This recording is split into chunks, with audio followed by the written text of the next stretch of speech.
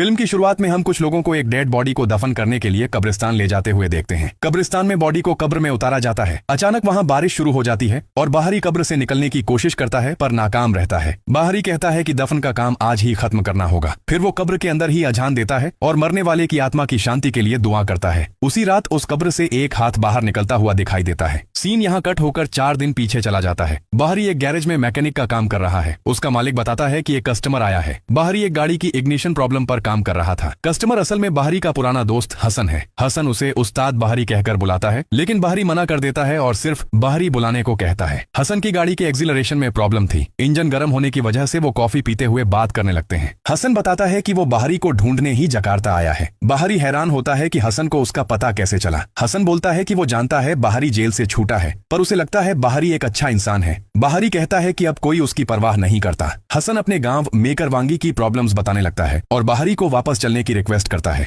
वो बताता है कि गांव में बहुत खौफनाक माहौल है। हसन रत्ना नाम की एक लड़की का जिक्र करता है जो बहुत बीमार है। रोज ठीक शाम 6 बजे वो दर्द से चिल्लाने लगती है। डॉक्टर या कोई भी उसकी बीमारी पकड़ नहीं पा रहा। हसन बताता है कि गांव के पुराने उस्ताद बहुत बूढ़े और बीमार हैं, इसलिए वो बाहरी की हेल्प चाहते हैं, लेकिन बाहरी जाने से मना कर देता है। वो कहता है कि वो अब पहले जैसा नहीं रहा और अपना पास्ट पीछे छोड़ आया है। इसके बाद बाहरी हसन की कार ठीक कर देता है। हसन पैसे देना चाहता है पर बाहरी नहीं लेता। हसन उसे गांव वापस आने की रिक्वेस्ट करके और सलाम करके चला जाता है। गैरेज का मालिक बाहरी को डांटता है क्योंकि वो पुराने पार्ट्स बदलकर नए लगा सकता था और ज्यादा पैसे ले सकता था, जो बाहरी ने नहीं किया। मालिक के हिसाब से ये बेवकूफी है, पर बाहरी को लगता है ये कस्टमर के साथ धोखा होता। गैरेज का मालिक बाहरी को रूडली याद दिलाता है कि वो एक एक्स कॉन्विक्ट है, इसलिए इस गैरेज के अलावा उसे कहीं और जॉब नहीं मिलेगी। मजबूरी में आकर बाहरी मालिक की गलत बात मान लेता है और कार पार्ट्स बदलने को राजी हो जाता है। उस रात जब बाहरी सो जाता है तो कफन में लिपटी एक लाश सीधा बाहरी के मुंह के ऊपर आ जाती है, लेकिन जब बाहरी आंखें खोलता है तो कुछ नहीं दिखता। खैर, बाहरी फिर सो जाता है। तभी बाहरी को रत्ना की चीख सुनाई देती है। बाहरी उठकर बाहर आता है और एक कार के अंदर रत्ना को देखता है जो चेन से बंधी हुई थी। रत्ना बाहरी से बार बार बचाने की भीख मांग रही है। अचानक रत्ना वहां से गायब हो जाती है। इस घटना के बाद बाहरी जल्दी से अपना बैकपैक पैक करता है और गांव के लिए निकल पड़ता है। रास्ते में उसे एक कार का बहुत बुरा एक्सीडेंट दिखाई देता है। अगले दिन रत्ना की माँ उसे खाना खिलाने की कोशिश कर रही थी। तभी आसिफ नाम का एक आदमी आकर रत्ना की माँ पर भड़क जाता है। वो रत्ना को गांव के लिए एक बोझ बोलता है और उनकी फैमिली की बेइज्जती करता है। यहाँ तक कि वो रत्ना के पापा के पुराने कर्ज और सुसाइड की बात उठाकर माँ बेटी को भी सुसाइड करने की सलाह देता है। रत्ना की माँ शांति से जवाब देती है कि जिंदगी और मौत उनके हाथ में नहीं है। ठीक तभी रत्ना फिर से दर्द से चिल्लाने लगती है। उधर बाहरी गांव वापस आकर हसन से मिलता है। हसन उसे देखकर रिलीफ फील करता है। बाहरी बताता है कि वो रत्ना की हेल्प करना चाहता है। हसन उसे वार्न करता है कि गांव के लोग आजकल बहुत अजीब बिहेव कर रहे हैं और उसे अब्बाह से मिलने को कहता है। बाहरी वहां से अपने टीचर अब्बाह से मिलने जाता है। अब्बाह बहुत बीमार होने के बावजूद